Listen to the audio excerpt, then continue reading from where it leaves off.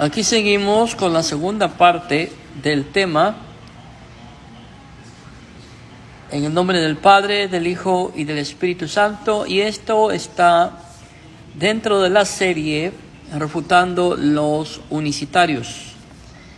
Hoy estamos hablando sobre Mateo capítulo 28, verso 19, y cómo estos unicitarios hacen todo lo posible para refutar una doctrina que está bien asentada en la palabra de Dios. Aunque ellos tuvieran la muy remota posibilidad de tener razón y hacernos claramente creer que Mateo 28, 19 no está en la Biblia, que fue añadido, aún así, eso no significa que la Trinidad no sea una doctrina bíblica. Por esta razón, el cristiano puede estar totalmente seguro, confiado, que la Biblia, y en Mateo 28, 19, es total y absolutamente bíblico. Y que no es cierto, como dicen los unicitarios, que Mateo 28, 19 no esté en los originales o no esté en las copias de los originales. Como hablábamos en el primer video, donde expusimos que Mateo 28, 19 está en las copias de los originales. Para ponerlo en claro, no se puede citar ningún manuscrito griego del Evangelio de Mateo que presente una lectura diferente, variante de la que aparece en nuestras Biblias. Esto quiere decir que todos los escritos, todos los manuscritos del Evangelio de San Mateo en griego tienen el versículo de Mateo 28, 19 de la misma manera como nosotros lo tenemos. No hay variaciones, no hay diferencia alguna. Por lo tanto, desde el punto de vista de la crítica textual, podemos decir que Mateo 28, 19 es un texto confiable. En otras palabras, los unicitarios quedan refutados y quedan desenmascarados como lo que son: gente que puede torcer la palabra de Dios y enseñarla de esa manera con el pretexto de defender su falsa enseñanza. Otro punto a considerar en relación a la confiabilidad del texto es que no existen evidencias internas ni externas de interpolación. En el video que hice primero, consideramos el asunto de la fidelidad del texto según reflejan los diferentes manuscritos griegos, pero suponiendo que se hubiera realizado una interpolación, ¿en qué época ocurrió? Esa es la pregunta. ¿Cuándo ocurrió esa interpolación que dicen los unicitarios?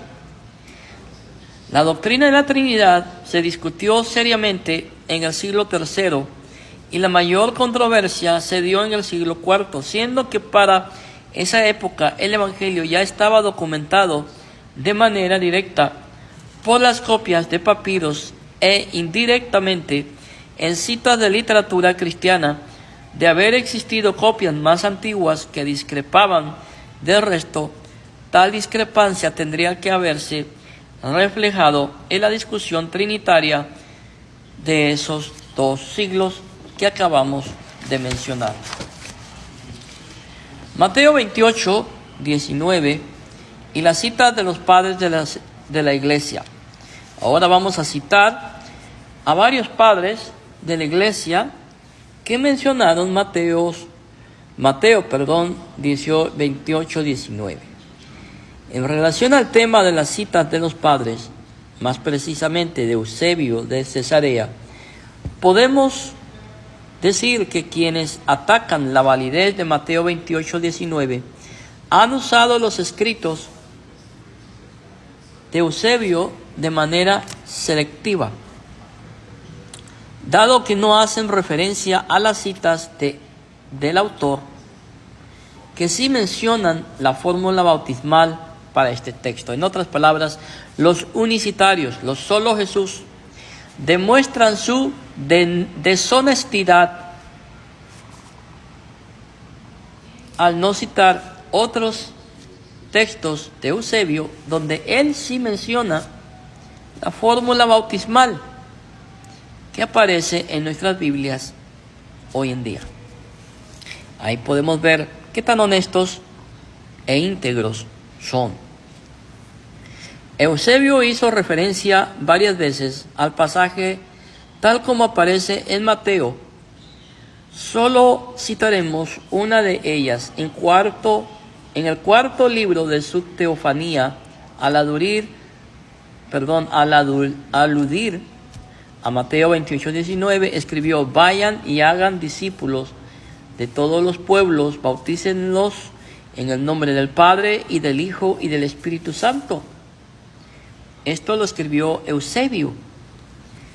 Además, cabe destacar que hay escritos antenicenos, aún anteriores a Eusebio, que discípulos de todos los pueblos y bautízanlos en el nombre del Padre, del Hijo y del Espíritu Santo. Aquí podemos ver escritos de Eusebio donde él hace mención a la fórmula trinitaria registrada en Mateo 28:19.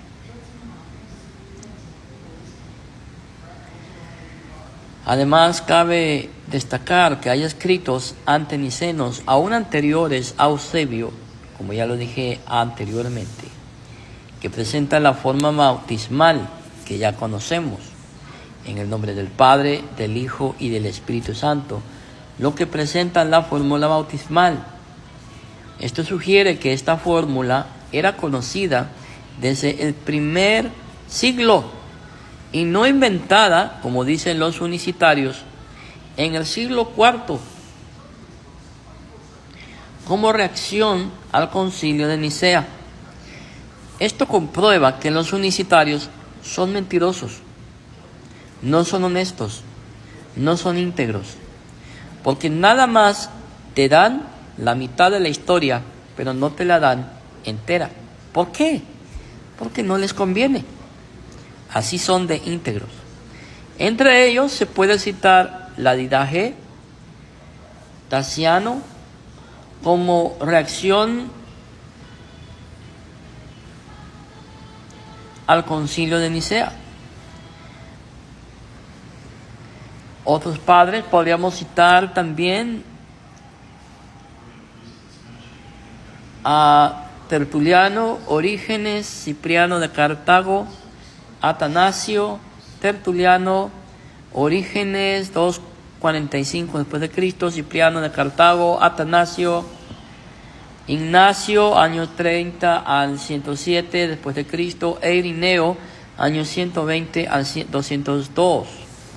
Ni Eusebio ni ningún otro escritor denunciaron jamás el pasaje de Mateo como una interpolación antes o después de Nicea. Es más, algunos creen que el hecho de que Eusebio lo cite de manera natural, como aparece en Mateo, aún después de Nicea, autentiza el texto, ya que Eusebio nunca favoreció la decisión de Nicea.